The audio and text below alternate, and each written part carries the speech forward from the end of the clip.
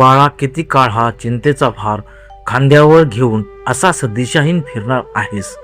आज जरा वेळ काढ, शांत बस आणि माझे हे शब्द तुझ्या काळजात कायमचे साठवून ठेव. ही वेळ निघून जाण्यापूर्वी तुला काहीतरी अतिशय महत्त्वाचे आणि गुपित सांगायला मी स्वतः आलोय. तुझ्या आयुष्यात आता अशा काही चमत्कारिक गोष्टी घडणार आहेत ज्याचा तू कधीही स्वप्नातही विचार केला नव्हतास. तू आजवर जे काही सोसलंय, जे अपमान गेले आहेत आणि ज्या संकटाशी तू रात्रंदिवस एकटा लढला आहेस, त्या प्रत्येक क्षणाचा आणि तुझ्या प्रत्येक अश्रूचा हिशेब माझ्याकडे आहे.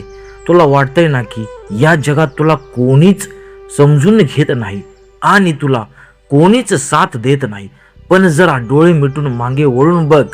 जेव्हा तुझा श्वास गुदमरत होता तेव्हा तुला सावरायला तो अदृश्य हात माझात होता. आता तुझे रडायचे धडपड आणि अपयशाचे दिवस कायमचे संपले आहेत हे लक्षात ठेव. ज्या लोकांनी तुला आजवर कमी लेखलं आणि तुझी टिंगल केली, तेच लोक उद्या तुझे यश पाहून आश्चर्याने थक्क होणार आहेत.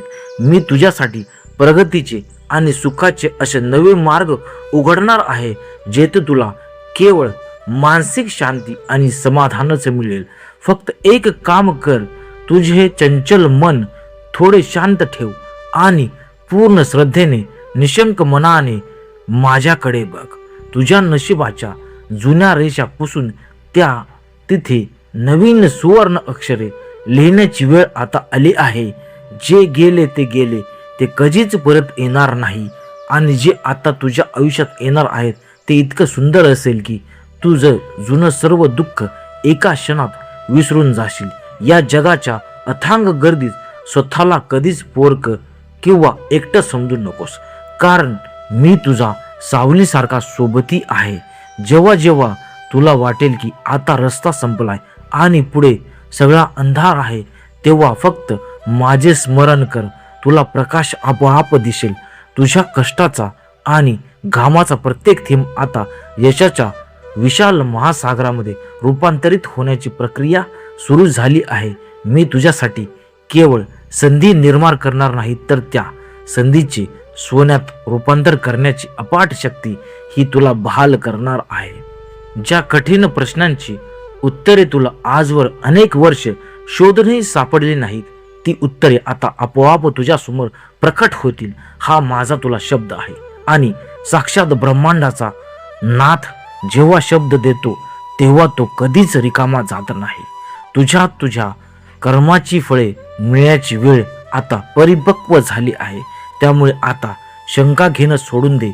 आता उठ, तुझे ते थकलेले डोळे पुस आणि एक प्रसंग स्मित हास्य तुझ्या चेहऱ्यावरती आण. तुझ्या सुवर्ण काळाची आणि एका नव्या अध्यायाची सुरुवात आज याच क्षणापासून सुरू झाली आहे असं समज. मी तुझ्या श्वासात आहे, तुझ्या रक्ताच्या प्रत्येक थेंबात आहे आणि तुझ्या प्रत्येक पावलावर मी बारीक लक्ष ठेवून आहे. तुझा कणा होऊन मी तुझ्या पाठीशी हिमालय बनून उभा आहे. मग तुला पडण्याची आणि हरण्याची भीती कशाला?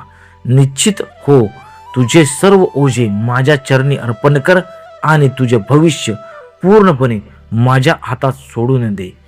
जो काही घडेल ते तुझ्या कल्पनेपलीकडचे भव्य, दिव्य आणि अतिशय उत्तमच असेल, यात शंका नसावी. तुझा हा प्रवास आता आनंदाचा होणार आहे, कारण तुझा हात आता माझ्या हातात आहे. अलख निरंजन. आदेश ओम चैतन्य मच्छिंद्रनाथाय नमः.